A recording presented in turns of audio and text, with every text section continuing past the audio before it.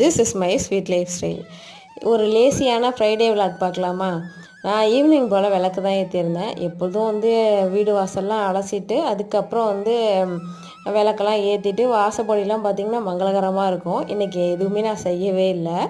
ஒரு லேசியாக இருந்துச்சு, ஒரு மன கஷ்டமும் இருந்துச்சு. இருந்தாலும் சரி விளக்கு ஏற்றலான்னு சொல்லிட்டு ஏற்றியாச்சு. வாசலில் ஏற்றினதுக்கப்புறம் உள்ளார போய் விளக்கு ஏற்றி முடிச்சுட்டேன். நீங்கள் இதுமாரிலாம் இருந்திருக்கீங்களா அப்படின்னு சொல்லுங்கள். நான் சில டைம் இப்படி தான் இருப்பேன், சோம்பேறித்தனமாக.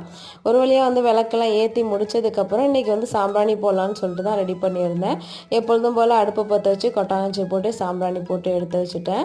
இன்றைக்கி தூபகால் க்ளீன் பண்ணுறதை நான் ஷேர் பண்ணியிருக்கேன், வேணால் செக் பண்ணி பாருங்கள்.